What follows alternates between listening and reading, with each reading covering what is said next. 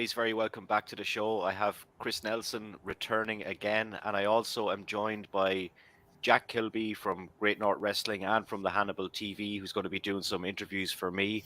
So I'm really looking forward to that. But today we're going to have a duo interview with Mr. Chris Nelson here, a great storyteller from last time. And Chris, thanks for coming back on as well, man. Absolutely. I'm just glad that you accepted the check, in order to get me on for a second episode. My mommy told me I could be whatever I wanted to be. I just have to pay for it. So thank you for taking that and having me back. Oh, are we live? Did I say that live? I'm sorry. Yeah, it's okay. It's all good.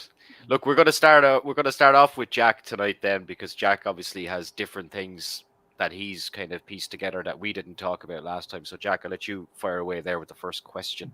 Bring it on, Jack. Yeah, Chris, I after reviewing your body of work, there's a number of questions that come to mind immediately, but we've heard a lot about the atmosphere in Center Stage in Atlanta, and I know that you worked numerous tapings there, and just wanted to get your thoughts on that atmosphere, which seems to have taken on almost a mythological proportion of its own in your particular experience when you worked there, how you got booked, and some of your notable matches that may come to memory. Oh, I love Center Stage. It was just wonderful, because if you were at Center Stage, all the guys, well, first I got booked right after my 18th birthday, the second day after my 18th birthday. And I got booked through the Cuban Assassin, a man named Frankie Reyes. There's basically a tryout in Tampa to get new guys, and I'm one of the guys that they picked. And so I got in. What was the question again? See, I totally got in. It's early. Center Stage. So yeah, so that's how I got in. And what we would do is, to get to Atlanta, we would all ride together. Dave Penzer, ring announcer, Bob Cook. It was always Dave and Bob, and then there would be one or two extra people, or three, depending on how long we were going for. But for like 4 years, it was every week, back and forth, and always with Bob Cook and with Dave Penzer.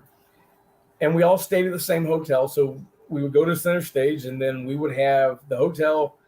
It was a Ramada in Atlanta by the airport, and it was $25 a night, period, for wrestlers.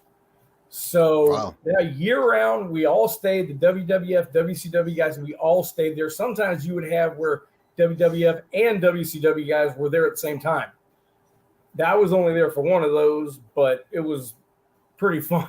It's pretty fun.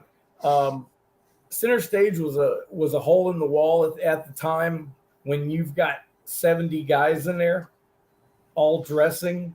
They had, I'd say the jobber locker room had a bunch of mirrors with the lights on it, just like in Hollywood. So it was pretty well lit like that. But besides that, it was like really dark and dreary, and, whatever people they could round up that night to get in there, and whether it be kids groups or homeless people or whatever, I mean, it was always full. It was always full. And you had your fans that would come there. There were always fans that were there, and then there were all the rats that were there too. Trust me, they were there, and that was probably once a match they would pan to the rats, so that people at home would see that, wow, look, good-looking women do go to wrestling matches. So they would show them, like, all of my videos, they cut off of me and they go right to the rats. And they used to cut me off, and I went right to the rats myself. But it was so. I mean, it was just like it was just a crazy place. It was just fun. It was like the last of the Outlaws. It was the last of the 70s and 80s guys, the Blackjack Mulligans, and, just people like that, people that I grew up loving, that now I'm sitting there, I'm 18 years old, and I'm like, dude, Blackjack's an agent, and Mike Graham's an agent, and it's like, it's just, I mean, it was just, I can't even put it into words. It's, especially for an 18-year-old. It's not like I got in at 25 after I went to college or I had, 5 years of work experience. I went literally right out of high school. A month later, I'm in the ring on the road. So, I mean, it was fun times. I had a great time, especially at that time, because in WCW, you made $150 a night. That was it. And a lot of times you'd pay a booking fee, which was standard in the industry, just to people that were the ones in charge. I mean, so $25 of that. So now it's $25 for the hotel. It's $25 for the booking fee. You're going to be gone for 2 days. All right. So now you got to put gas in the vehicle and food. So right now you're about $100 in the hole for day one. And you haven't even gone out drinking yet. Day one, we probably did a show in like Albany, Georgia or something like that. And then went right back to the dungeon, the hotel. And that was all the time. That was a 2-day trip. Mobile and Atlanta. It was always something in Atlanta. No, it was always center stage. I liked center stage. I really did. It was like a Roman Coliseum on 3 sides. So, and most of the time I was laying down looking up. So, I mean, I got to see a lot of the architecture there. So I thought that post 80s, type of depressing motif, I really didn't like it. They need to change the ceiling tiles. So one supplemental question before I turn it back to Maurice is it true that you touched on it briefly, that they basically would gather people up from the community and bring them in? But the question that I have is, I've read that they coached the fans when to cheer and when to boo. Is that correct? Or how did those responses that seemed anyway on television to be on point, how did those come about? Post-production, or is that urban legend true? No, they would get them to the best of their ability in Atlanta. They wouldn't tell them to boo. They just wanted them to make noise. That's it. They just wanted to make noise. And the people that didn't know, whether to boo or cheer, there was enough people around that could tell them, all right, we're going to boo this guy or we're going to cheer this guy. And they were just told to make noise. So if other people are booing, they're going to join in. The Disney crowd, when we would do tapings down at Disney, that was completely different because they were a part of the show. They were a part of the production, and they were always, you could tell them to swallow cyanide and they would do it. That was the loudest pop I ever got in WCW was me against Triple H. And I guess because I had been out there earlier in the day, or they had been seeing it, but for whatever reason, they announced me. I went like this and the place erupted. And I'm like looking like this. So I actually did all the way around the ring, at the people, because I'm like, holy crap. I ain't done, it's usually, I get 2 steps out and it's fuck you, fat ass. I mean, Disney was something totally different though. Sorry. I got off again on a tangent. Sorry about that. We took a tangent at the start of the show where I was mentioning people that I dug up in the industry to try and unearth their stories, and I brought up Muffy, and it turns out that you worked a segment with her. Do you want to tell people about that segment and how it came about? Maybe was there any kind of influence from Stephanie? Yeah. Okay, so they wanted to do something. Basically, what Kevin Kelly, my man, my friend, my good friend, he pulls me to the side and he goes, okay, fat ass, do you want to wrestle or do you want to do a vignette? And I'm like, duh. We'll do a vignette. So they took me off the list, whatever they're wrestling. And so they said, all right, we're going to do this in one take. You got Stephanie and Muffy sitting on a road case, and they're having a conversation. And I walk by, and I'm digging in another road case. And she goes, hey, who are you? Do you work here? And I'm, yeah, on the lighting crew. And she's like, God, you're fat. You're slovenly. I can't believe you work for WWF. This is my personal trainer, Muffy. Now you're a personal trainer. So then she starts, well, I don't know what your name is, but I'm going to call you fat ass, or whatever. And she starts punching me in the stomach and starts making me do jumping jacks. And as soon as I start, I got my tongue hanging out. And Kevin Kelly's like, he's going to die. He's going to die. I mean, it was good. One take, 1 minute. And then I go up to get my pay. This is my favorite part. I tell you what, there's no HR department in the old WWF. I can tell you that right now. There's no HIPAA laws or anything like that, because when you went to get paid, you would sign the sheet, and you usually had Arnold Skolin with the money, and you had someone like Tony Gurria or somebody, one of the agents would tell Arnold Skolin the name and how much you're getting paid, and Arnold Skolin would do it. Yeah. Okay, so he's calling all the jobbers, all the enhancement guys, the guys that are getting ready to go out there and wrestle for 10 minutes or 5 minutes or get killed by Vader or something. And I just happen to be at the end, and they're going down, and everyone's getting, all right, Buck Quartermain, $250. And they just say, Buck Quartermain, $250. And they're counting it out, and all the guys are there. And then it gets to me. He goes, Chris Nelson, $500. And he goes, what? And Chris Nelson, $500. I mean, everybody, catering, everyone heard it. And they're like, damn, how is he getting $500 for doing 5 jumping jacks? And everyone else is out there busting their ass. And I'm like, damn, Kevin Kelly got me heat. I didn't even mean to. I mean, damn, I thought I did a good job. I was ready for my acting award, I mean, shit, it was, I take verbal abuse very well.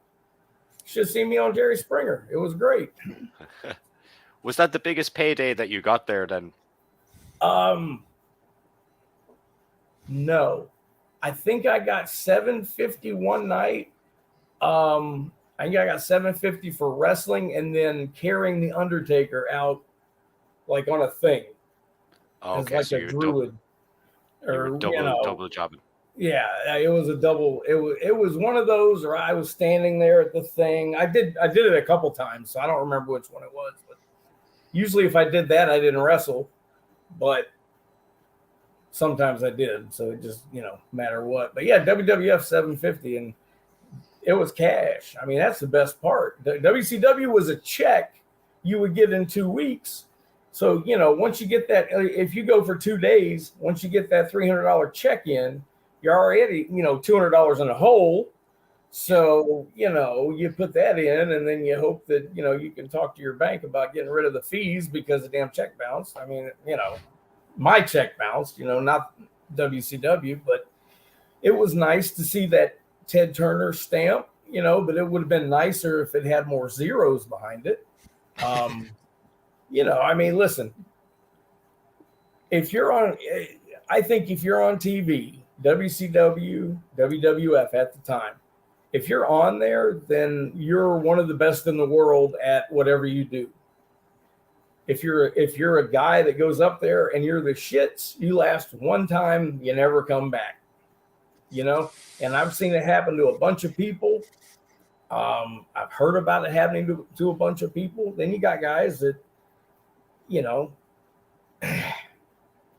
got guys that I get lost. I told you, what were we talking about? We went off on a little tangent. That's fine. Was I? Yeah, dude. You're $200 in the hole, and that's just the way it was. But it didn't matter about the money, for WCW at the time, because that was the first company that said, "Hey, come work for me," was WCW, and then once you got WWF now, paying $250 a night, plus your airplane, your food, your rental car, your gas, everything, and you're getting $250 a night. Sometimes you're working twice. getting 500, getting 750, something like that, you know. I mean, the choice to me was easy. And what happened was I was on 2 WCW programs and 2 WWF programs on the same weekend. So I was on 4 times on TV, and the other company saw it, and the other company saw it. So the next time I was there, WCW told me I had to quit going to WWF, and WWF told me I had to quit going to WCW. And I told them both that I quit the other one. And I just prayed that, I hoped and prayed that it didn't get, you know, that it wasn't, I didn't get caught, you know, but I was just a small fish. They didn't give a shit about me. You know, they didn't care. They just didn't want any of us working for WWF because they were in such a, you know, a heated war. And it's like, listen, that's between y'all. I'm an independent contractor. I'm trying to get paid. You know, I'm trying to get my name out there. I'm trying to get on TV. You know, I'm going to double dip as much as I can. You know, if I had to make a choice, I would have chose WWF, of course. You know, even though I learned more about wrestling and I learned more about how to work, especially on TV in WCW. But the money and, you know, the machine, I would have taken WCW. I mean, I would have taken WWF, obviously. Yeah. You know, I love WCW, though. Don't get me wrong. I do. Yeah. You want to take it away, Jack? Yeah, this is you kind of touched on a point that I was going to raise later on, but and excuse me if this is repetitious from your first interview, but I've had the pleasure of interviewing some really quality, quote unquote, enhancement guys, including Barry Horowitz, Reno Riggins, and others. And the question, this is a two-pronged question. One being, do you concur that the business is suffering today in terms of the big companies, in terms of the lack of enhancement talent that is utilized on their television programs? And I know it's a different paradigm in terms of ratings and quarter hours and key demos and all that stuff, but notwithstanding the role that fellows like you played in getting talent over and creating interest. So that's part of the question. Second question is, would you not think that any wrestling Hall of Fame should include individuals that were the enhancement guys, the mechanics that created a lot of, you know, the interest in the quote unquote stars that later would go on to take those upper card positions? Yeah, shorten up the first one again. So because I had the answer all in my head, and then I was thinking about the second one again. What was the first part of the question? The first part of the question was, do you think that the industry is suffering today because of a lack of enhancement matches and quality enhancement talent? I absolutely do. And it's not because, you know, I'm trying to stick up for jobbers, but I think that to get certain talent over, you need jobbers. You need people to go out there that are going to take an ass whooping, because I've seen some people that, let's say you got 2 people in NXT and they're very close, you know, and the one has to put the other one over because they're pushing the one. So this one's a little bit upset because he's not getting pushed, you know, so he's not going to go out there and sell like Ricky Morton. He's going to go out there and, you know, but if there was a jobber there, an enhancement talent, someone like that who is there strictly to put him over, then you could go out there, put the guy over like a monster, and the guy is going to be bumping his ass off and selling like Ricky Morton because he wants to get noticed. You know, that's what all guys that are losing, they would love just to be noticed for something, you know. And I mean, James Ellsworth, I mean, it worked out for him for a little while. I mean, just things like that. I like that, you know. WCW even tried to do the underdog tournament, where they would pick guys against each other, like a Mark Starr and a Bob Cook and stuff like that. And I can't remember how long it even went or who got it. Somebody ended up winning. I don't remember who it was, but that was, that was nice of them because it was a Saturday night thing. And, that was a thank you to the guys like Bob Cook that are out there every freaking show. And trust me, Bob Cook never missed a show. I'm telling you that right now. He never missed a show, ever. Even if it was, even if he had to walk there from Tampa to Atlanta, he would have been there. And that was Bob. And he was respected by WWF and by WCW. And WWF loved having him.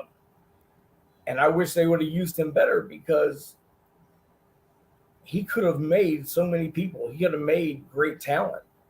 We had some great guys come out of Florida. Bob Cook, Jeff Bradley, Buck Quartermain. I mean, those three right there. And if people don't know them, look them up. Because those guys are the real deal. I was a fat guy with no body that could take some pretty good bumps and could tell a good story. But I wasn't going to go out there and I wasn't Hulk Hogan. I didn't want to be like that. I hated the gym. I never wanted to go to the gym. I just wanted to have fun, and I wanted to have it didn't have to be the best technical match of the night, but I wanted people when they're driving home in their car and they're talking about the matches and they're I want to say, but that damn Chris Nelson, when he went out there and had his pants pulled down and did this and whatever it was, that's what I want. That's what I want in their head on the drive home, because when they come next time, that's good for me. You know what I'm saying? I mean, it's like, I don't know how I got off on that one, but yes, I think definitely all companies need enhancement talent. You may not need them as much as you did, but there is a spot for them, and there's a need for them. There really is. Not a terrible need, but with the right, yes, something, it could be good. It could be good. I mean, AEW's got a lot of people. I don't know. They got a lot of shows too, but they've elevated a lot of guys that were jobbers that went out there and got killed, in 15 seconds, and they liked something about them, and now they got jobs, and I like that. Wrestling is now about any size, male, female, anything, any size person now can be an employed wrestler making a good living on TV. In my day, that never would have flied. Even when I was in shape at 230 pounds and actually had a body on me, I was way too small. I was 6 inches too short and 30 or 40 pounds too unmuscular. Even when I was, looking okay. I was never a bodybuilder, but I looked all right. I looked okay. I tell myself that. So the second part of the question is, do you ever foresee a time when maybe not the WWE Hall of Fame, but the International Pro Wrestling Hall of Fame in Albany, New York, that we'll be covering? Do you foresee an induction there of enhancement talent for the recognition of what they've contributed to the industry? Absolutely, because that's going to be about people, and it's going to be picked by people, not by a corporation, not by, because somebody wants a financial gain from it. They're going to give it to people that deserve it. And the backbone of any promotion is the guy that goes out there and goes under. The guy that is not afraid to go out there and lose. I never, even in front of a 130-pound guy, I never had a problem losing. If you remember Tony Marinara from ECW, very skinny guy. I put him over on TV when I was champion clean pin in the middle of the ring. The promoter did not want me to do it. He said it didn't make sense. I said, yes, it does. So we're going to make this kid tonight. And that's what we did. We went out there. The kid pinned me. The place erupted. Now, the next week I came back and I beat his ass like the jobber that he was at the time. But that put some asses in the seats. You know what I'm saying? These guys can do that. And that's the whole basis of a jobber. And this Hall of Fame, I feel, is definitely going to think about that a lot more than, well, this guy sold a whole bunch of dolls. You know what I'm saying? I would love to see Chris Colt get inducted into a Hall of Fame, because that guy was amazing. That guy was amazing. And you cannot find a Chris Colt autograph out there. They are so hard to find. I have one. It's actually one when he was Hell's Angel #1, and it's signed on a program on his picture, also with Crybaby George Cannon on his picture. So, but Chris Colt is, I don't think he ever won, but he made every superstar in Portland, from Billy Jack, Chris Adams, I mean, any babyface that came through there, Chris Colt was amazing. He did the same thing in Memphis when he was down there, in Canada when he was up there, in Detroit. The guy was just amazing, and he lost every night, but he should be in there. He should be in there, without a doubt. Barry Horowitz, without a doubt, should be in there, because Barry had good runs everywhere. Florida, USWA, Georgia. Barry had great runs. And Barry's amazing. Amazing in the ring. Absolutely amazing. And I only got to wrestle him once, which was crazy. And it was on an independent show in Florida. And we went out there and did 20 minutes. And it was absolutely great. And that was a check off of my bucket list, because I grew up watching him. I didn't want to tell him that, but I did. No one likes to hear that. When I was a kid, I used to watch it. I mean, nobody wants to hear that crap. Believe me, I know. People who used to watch me on TV are like, literally, they would be 30 years old now. Like if they started, they were born right then when I started, they'd be 30 years old. That's crazy, because I'm only 47. So I'm 48. I'm sorry. Yeah, 48. I'll be 49 in December.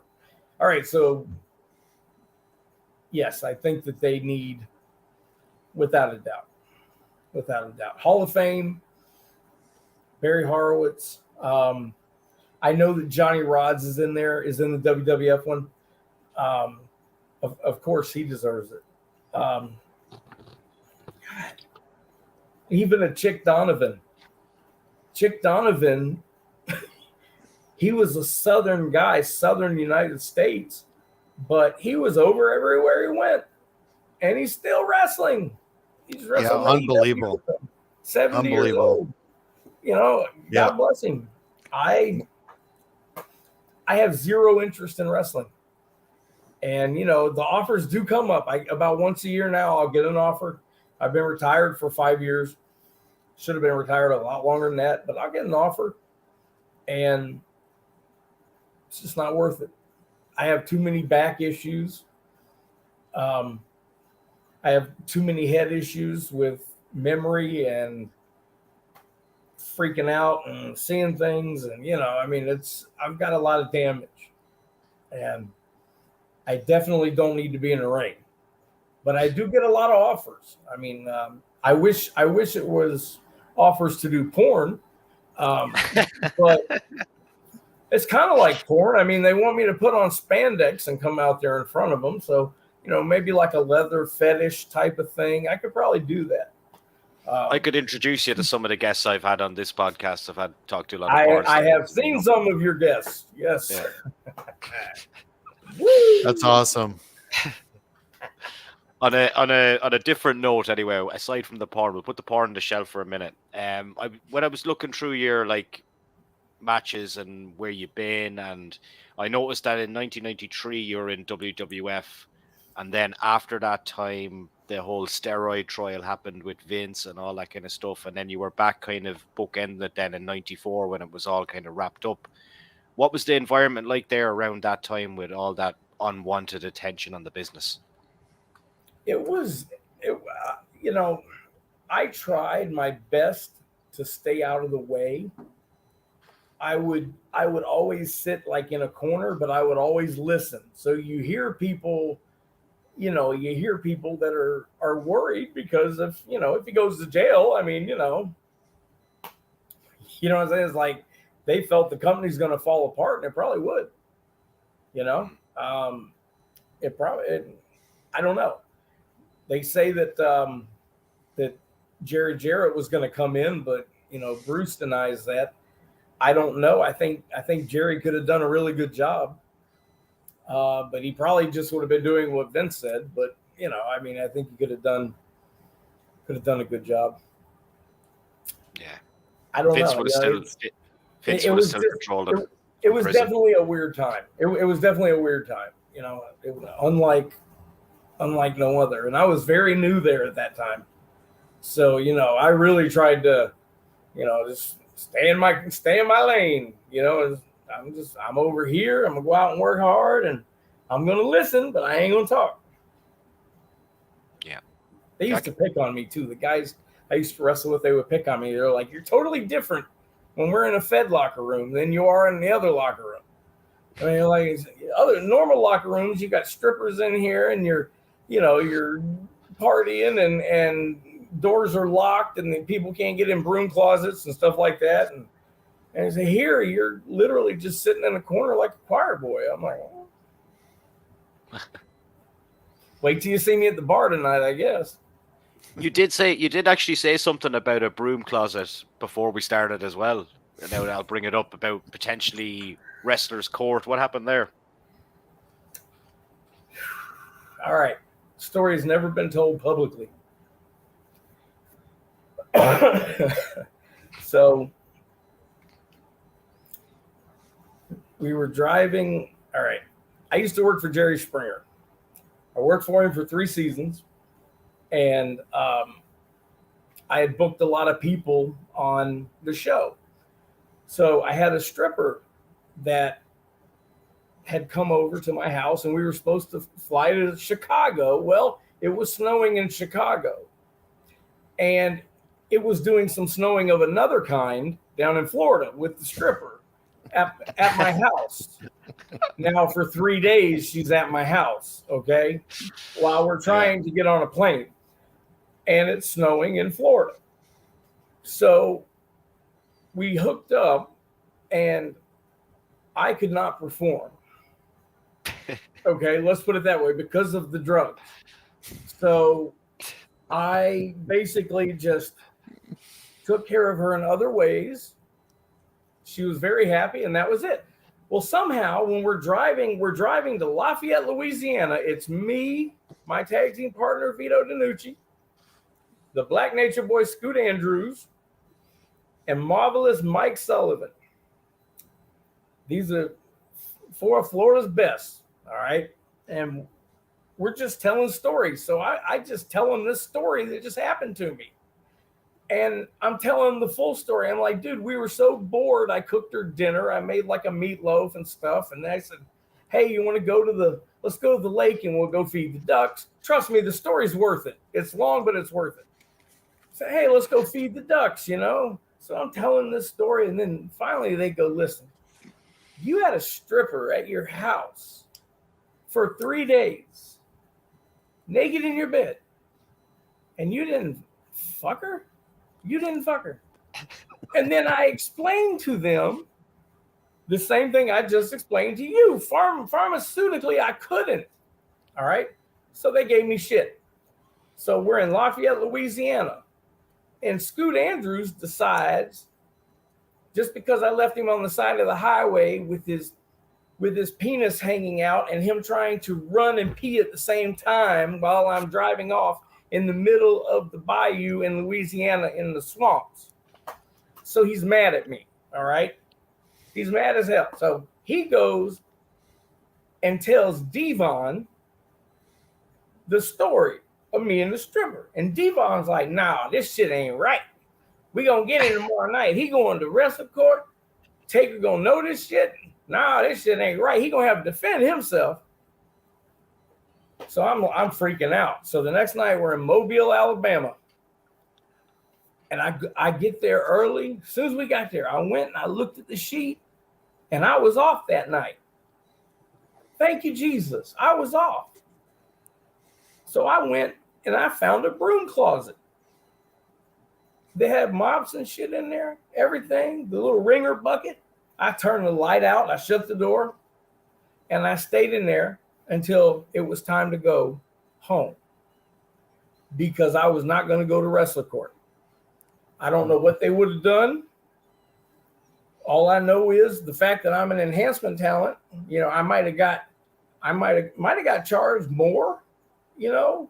I don't know if I'd have been found guilty, which I probably would have, because they basically want you to just plead your case and grovel and, you know, hey, I'm sorry and I'm a dick and, you know, punish me. You know, I you know, it's a fun thing. It's to break the monotony.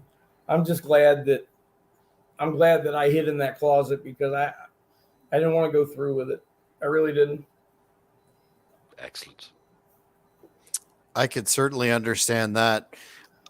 I wanted to ask you, Chris, about your time working a wrestling challenge taping with the British Bulldog. Harry Smith, a friend of mine, recently worked the Great North Wrestling event, July the 15th in Smith Falls. Great guy, very, very skilled competitor, and has a number of stories about his dad. Just wanted to get your insights into that particular match. If you may have worked him other times, but that's the one that I could find. That was the first time, and that was my second match in the WWF. My first one was on Monday Night Raw in Poughkeepsie, New York, against the Smoking Guns. And the next night we were in Lowell, Massachusetts, and it was me and the British Bulldog. So he was running late, and I wanted to get with him, and, you know, he was running late. Finally gets there, and I'm like, hey, I'm Chris Nelson. Actually, I was going by Chris Avery back then because I wanted to piss off my ex-girlfriend. I just took her last name. So her dad was like my number one fan. So it was also a shout out to him when he would see his name on TV, you know, and he would always tell her, you should have married him. Look, he's on TV. True story. So I'm like, dude, you know, hey, you want to talk? He's like, oh yeah, we'll talk. And he kept putting me off. And he was laughing about it, you know. I already knew the match would be easy, but I was nervous. You know, I was 19 years old and I was nervous as hell. So I just wanted that reassurance. So literally, like, right before his music starts, right before they're taking me to the ring, he finally comes up and he's like, oh, you know, I do the running slam and, you know, let's just have fun. All right. So we called nothing. I go out there, he comes in, you know, we do a little thing, and I go down for the standing suplex. He gets me up. We wobble a little bit. Then he straightens out. I straighten out straight up. And I was upside down for 53 seconds.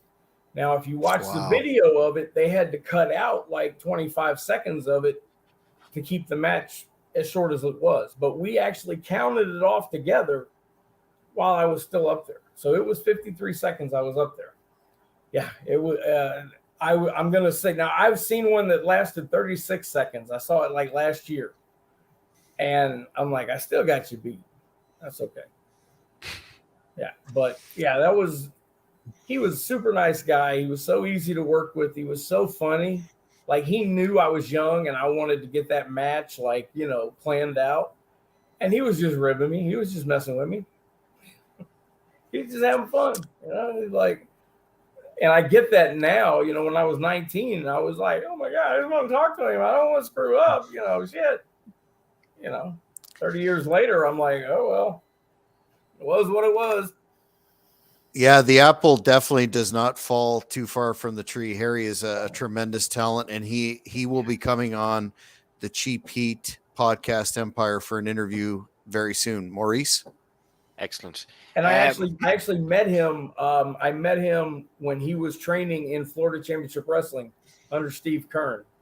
Mm-hmm. I was there at the facility one day, and he was one of the students, and I talked to him about working with his dad and stuff. So he was very.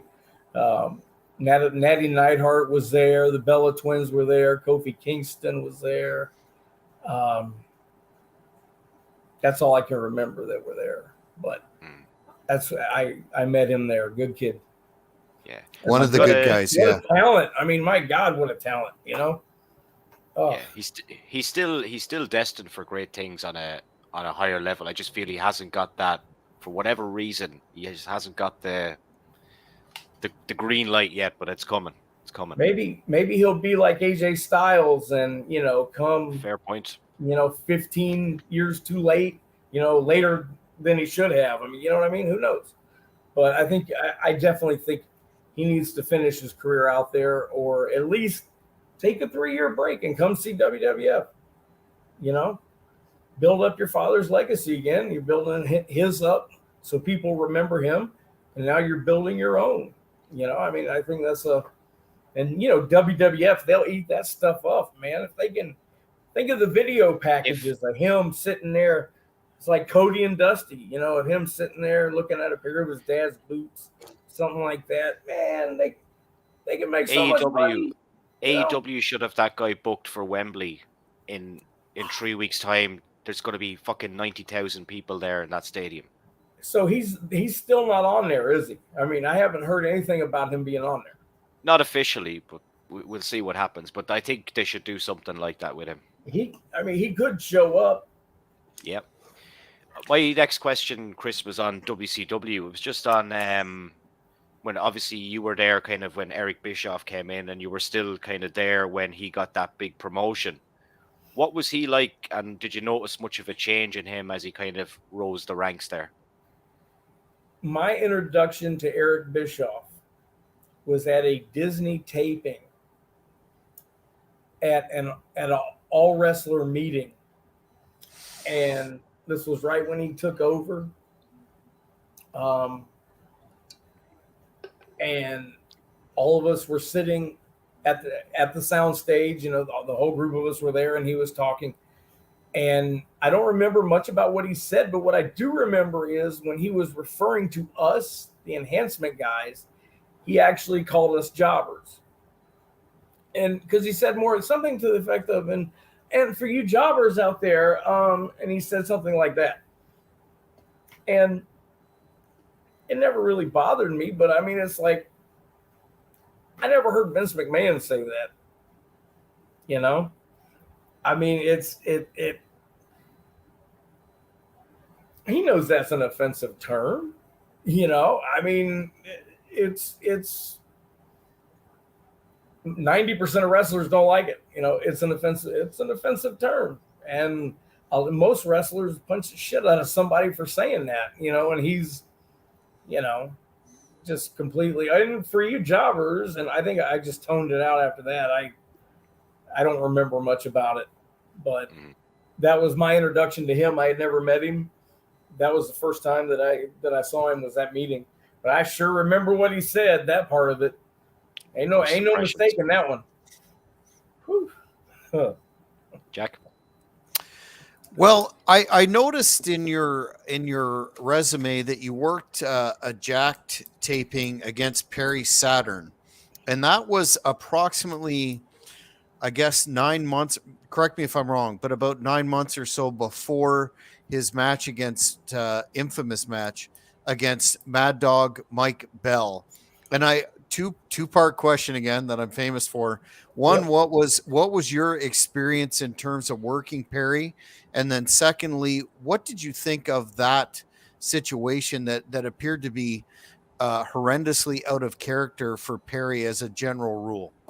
Well, and the good part about this, Jack, is I do actually have a dog in this fight because my tag team partner, my brother, Vito DiNucci, Larry Brandon, one half of the 3-time NWA World Tag Team Champions, he wrestled Perry.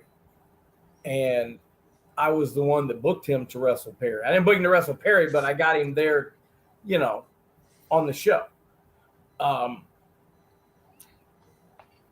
Perry I wrestled him in Lafayette, Louisiana.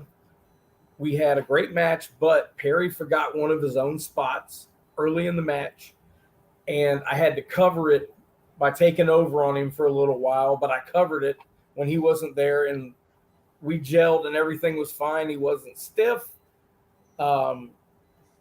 anything like that. Then the Mike Bell thing happened.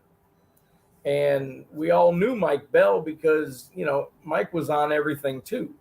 All the Florida guys would run into the Northern guys because they would book us, we would always run into them or see them wherever. So we knew each other very well. And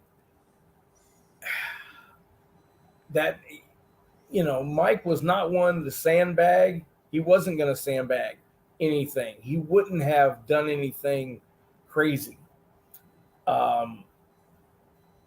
He went out there and worked his ass off. He really did. Great guy. So they did that to Mike Bell.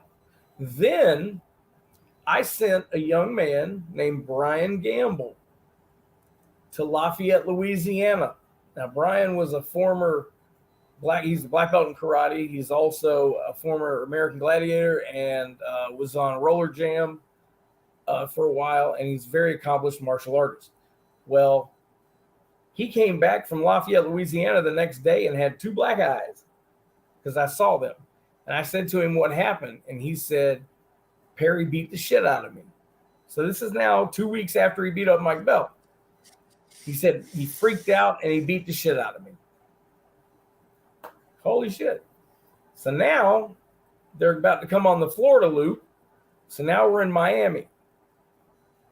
And my tag team partner is scheduled to wrestle Perry Saturn. So I was the match before. I think I wrestled Crash Holly the match before. And Vito was in there. I didn't watch any of the match. But when Vito came back, I said to him, Vito, and he just kept walking. He was so badly concussed that he didn't even hear me calling him. I helped him get dressed, and then I found him in the parking lot walking around. And I'm like, Vito. And I'm like, Vito. And I'm like, Larry. I literally had to go get him and stop him. He was so badly concussed. So what had happened was, earlier that day, Shane had got into an argument with Perry, and it was a heated argument, and Vito actually overheard it, and he came to me and he said, boy, it ain't going to be a good night for me. Perry's in a bad mood. And Vito didn't do anything to piss him off, but all of a sudden, out of nowhere, and I saw the tape. I didn't see it live because I was blowed up, but I saw the tape. And Perry just out of nowhere just headbutts him and hit him right in the middle of his forehead. And as soon as that happened, my partner, he was gone. He was blank. He still finished the match. I don't know how he did it. He doesn't remember it. But it was, I think a week later, Perry got fired. That was the final straw. And it started with Mike Bell. It went from Mike Bell to Brian Gamble to Vito DiNucci. And they had just had enough. And that argument with Shane that he had that day, it definitely didn't help.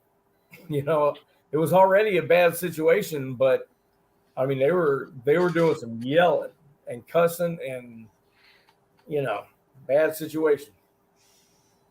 Yeah, I don't think that part of the story has ever been told. It was portrayed that it was isolated. Yes, they said that Brian Gamble told Perry Saturn that this was his hometown and he had all his family out there, and that he needed to get a couple spots in. WWF said that to cover their ass. This was 2001. It was 2001. And here the kid's got 2 black eyes. And because you got the dirt sheet writers reporting the truth, and you got WWF coming back and saying, no, they're lying. You know, he said he was from Louisiana and I had to get my shit in, brother. No, it never fucking happened. The kid had never been to Louisiana. You know what I'm saying? I know the kid because I booked the kid myself. I wrestled him 1,000 times. He's a good kid, a good martial artist. You know, he probably would have beat the fuck out of Perry too, quite honestly. Mm-hmm. Wow. Well, that is definitely because that kid didn't do anything wrong. My partner didn't do anything wrong, and fucking Mike Bell didn't do anything wrong. You know, we fuck up at times. You know, sometimes we fuck up. I've done it myself. I did it with Johnny B. Bad, and I did it with the Hardy Boys. Sometimes shit happens, and you just have a fucking blank. But even if that happens, you still don't have the right to just beat the shit out of somebody. You know, that doesn't give you the right to do it. Now, if they're unsafe and they're punching you too hard or whatever, you know, and they're just not safe, and you want to give them a receipt or tag them, kick the shit out of them, that's good for the business, whatever, you know, but bullshit. No, that's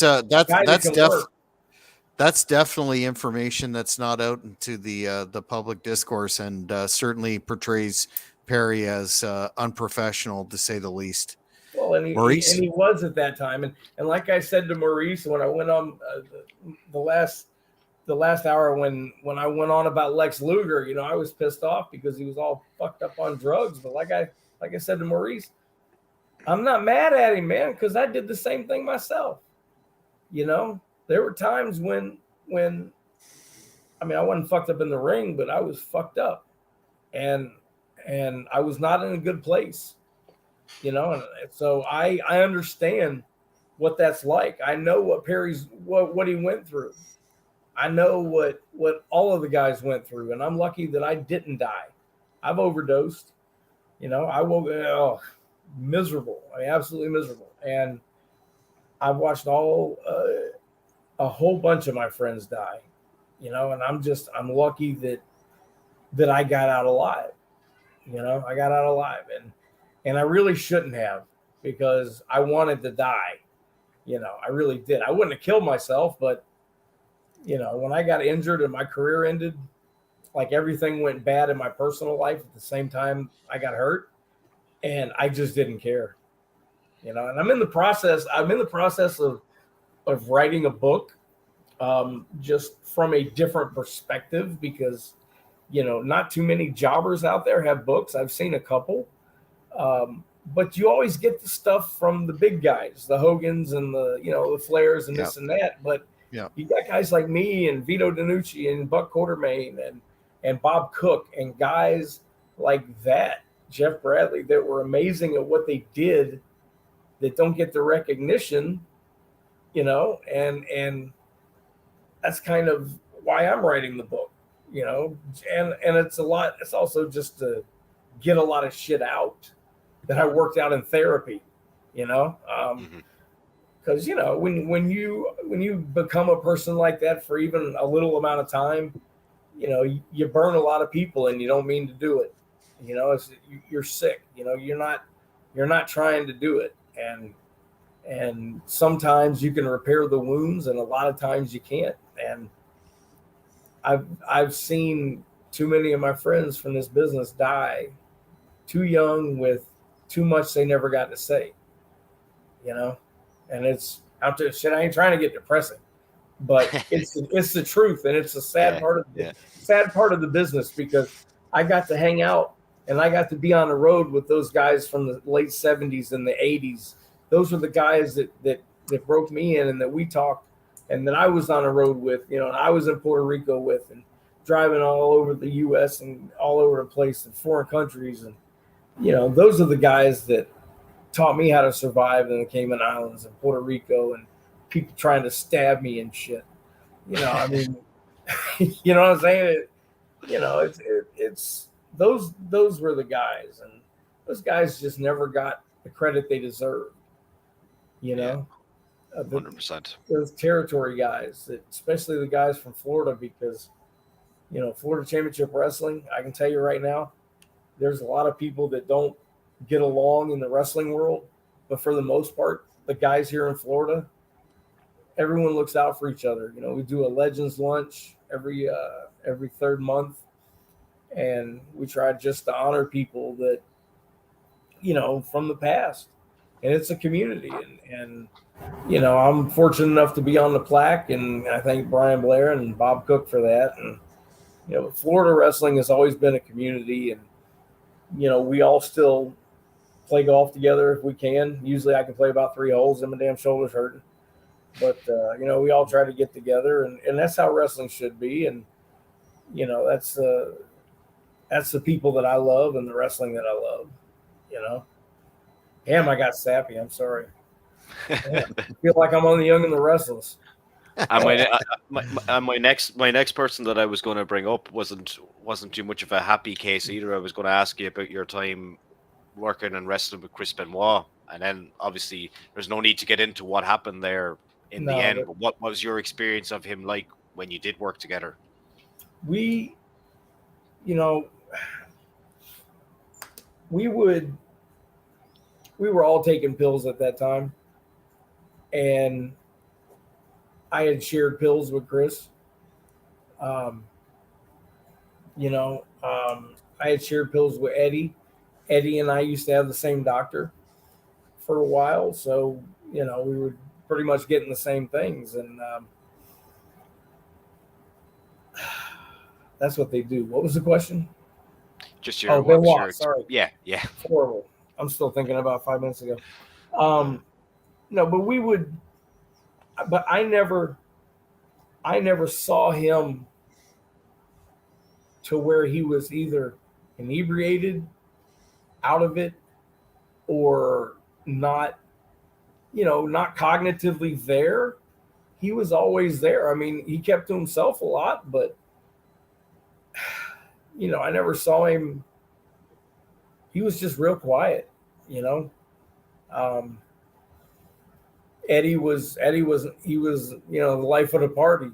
But you know, my favorite part about Eddie, and he had my favorite WCW match of mine, is against Eddie, and I love Eddie. And I told the doctor, I said, dude, I saw Eddie one time at WWF, and he was just out of it. And Eddie was not in a good place. And I told the doc, I'm like, please stop writing him all these pills. I mean, he's, you know. So then Eddie gets clean, and he's sober for 2 years. And that's when he has a heart attack, brushing his teeth. That's what kills me. You know, it's like, and I tell you what really kills me is Hack Myers. Hack and I, we partied together. And, you know, God, I love Hack. And Hack got himself clean. Hack got clean. He was doing good. He was 2 years sober. He was working hard with his brother-in-law. He was doing really, really good. Hack Myers went to the doctor, and they found 2 lumps in his head. So they had to go in there, and they got him, and come to find out it's not cancer. Everything's good. All right, we're going to let you out of the hospital tomorrow. He gets out of the hospital, goes home, starts feeling bad. Keeps feeling bad. So finally, after like 5 days, he goes to the hospital. Comes to find out, when he was in the hospital getting the surgery, he got meningitis.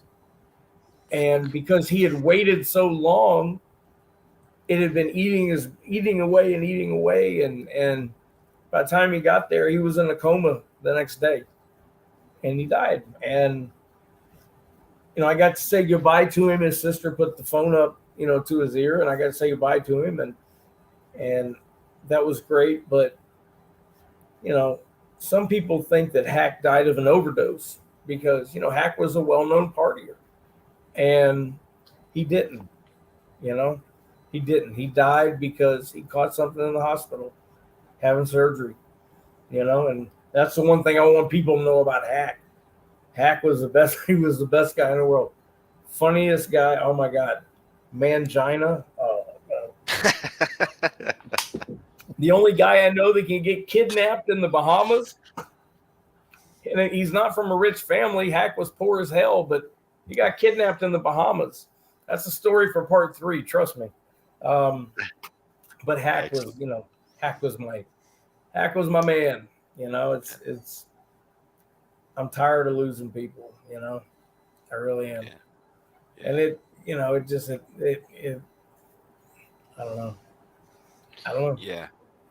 Because we're on the hour mark now. So what I'll do is I'll turn it back over to Jack, and he might try to lighten the mood here for the last question, and we'll see what we can do. And it looks like we will have to go for a part 3. I'm actually doing a special show next Tuesday, I think at 7 p.m. Eastern. I should be hitting 1 million views on YouTube, so it's a little party next Tuesday. We might get you on as well.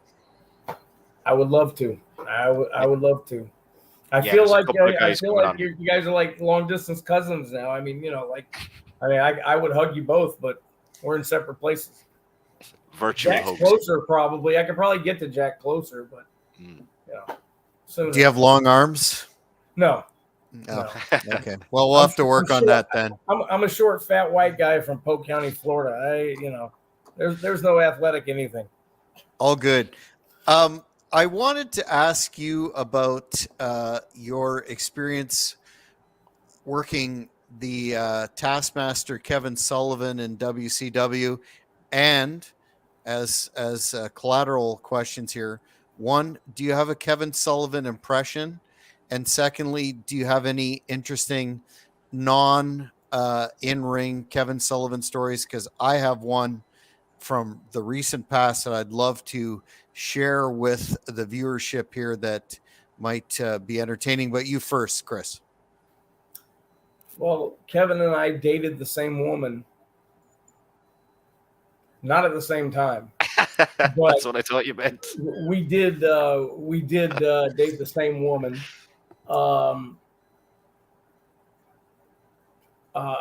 Kevin, he was the first bad guy that he's on the poster behind me right there. Actually, his name is right there. That was the first show I ever went to, Jack, was that one right there. I found the original poster and I had to put it up there because that's the whole genesis of wrestling for me. And I know we're running late, so I'm going to make it quick. But see what I did. What was the question again? Kevin Sullivan. Kevin Sullivan stories. All right, yes. And an impression. Yes, he was. I'll do the impression first. He comes up to me at WCW one day and he goes, "Hey Chris, can I talk to you for a minute?" Well, yeah. So he pulls me in the office. I'm thinking I'm getting fired. Shit. He's in there with Scott Norton and he goes, Norton here is coming back from surgery, and we want to do we want to put him over really strong, and you're a really good baby face, so I want you to go out there, and we want to do something a little different though. We want to do something on the outside. All right, so I'm thinking, well, the ring's on a spinning platter, we're in Orlando and it's on wood. I said, you want to do like a body slam? Well, brother, we were thinking about doing a power bomb.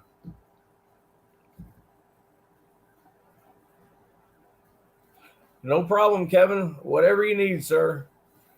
And I went and did it. But the first time I wrestled him, like I said, first time I ever wrestled him was I think it was Smyrna, Georgia, and he came out in the purple robe, and instantly I was back in 1984 watching him walk down the aisle to Thriller by Michael Jackson with the Snakes and with Nancy and with Abuddin and everybody, and I went right back to that, and then all of a sudden I hear the bell ring, and it kind of snaps me back into it. And I see Kevin running at me, and he just absolutely clobbered the shit out of me.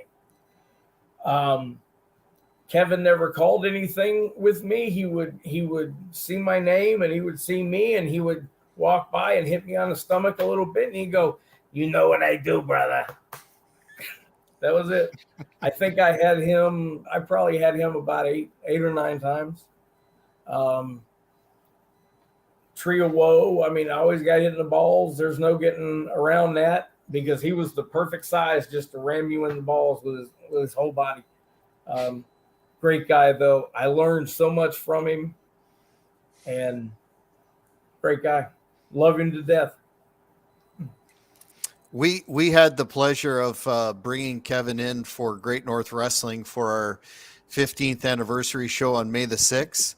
And Kevin had quite a arduous journey in terms of the flight from where he is, getting into Ottawa, et cetera, et cetera.